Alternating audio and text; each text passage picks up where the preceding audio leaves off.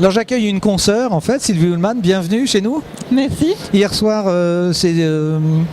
Lydiane Qualia m'a dit il te faut absolument ce livre, édition Favre, Tours et détours, balade panoramique en Suisse romande.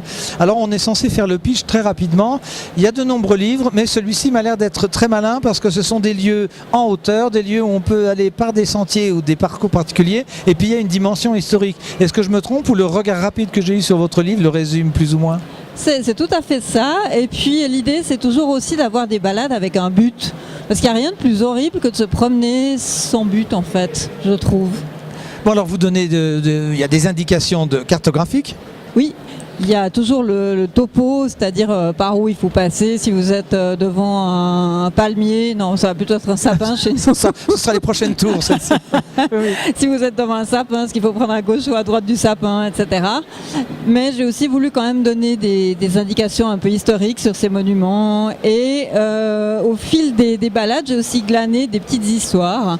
Par exemple, j'ai découvert que la Suisse était un pays que les Vouivres apprécient tout particulièrement. Ah oui, mais il y a des livres qui parlent de ça. Oui, les vouivres, on ne va pas rentrer dans le détail de ce que c'est que la vouivre. Non, il faudra acheter le livre. Il faudra acheter ce livre-là qui en parle aussi.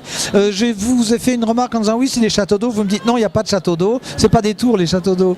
Si, c'est des tours, mais moi j'ai essayé de privilégier celle où on pouvait monter dedans.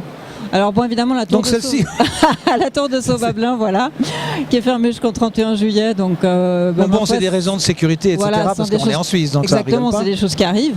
Mais un château d'eau, en fait, moi j'en ai repéré qui était magnifique, mais on n'a pas le droit de monter dedans parce qu'ils sont encore en fait utilisés. Donc voilà, hélas. Qu'est-ce qui a dicté votre choix? Est-ce que toutes les tours sont recensées ou bien c'est celles qui vous plaisent à vous d'abord?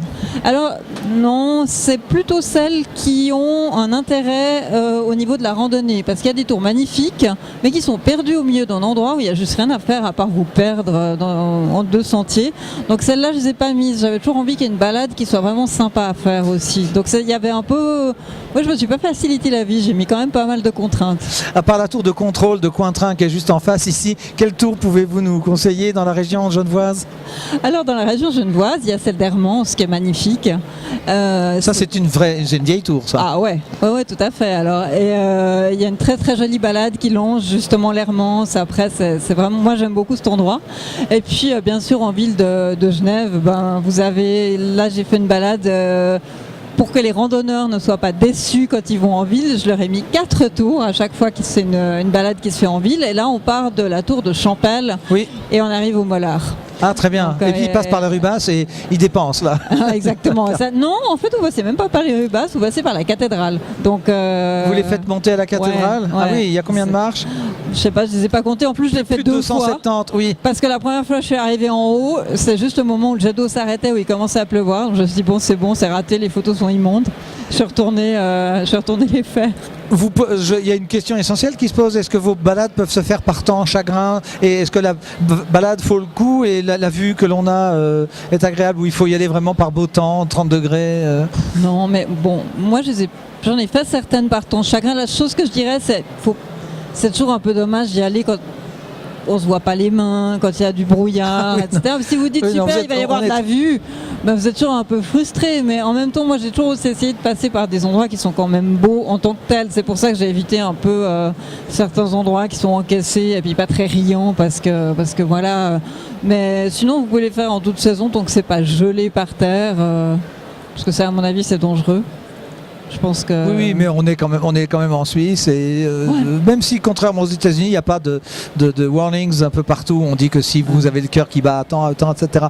L'écriture, je vous pose même pas la question. Vous êtes journaliste, donc vous savez écrire. C'est d'un style tout venant. Je vous ai pas lu, donc je ne sais pas comment c'est écrit. C'est facile. Ouais. Pas de vocabulaire compliqué. Non. Quelques beaux adjectifs quand même pour dire que la vue est belle. Toujours. Toujours. Vous êtes donc une vraie journaliste. Merci Sylvie Ullmann. Tours et détours, balade panoramique en Suisse romande, probablement dans votre catalogue de France Loisirs prochainement. Merci pour votre visite. À bientôt. À bientôt.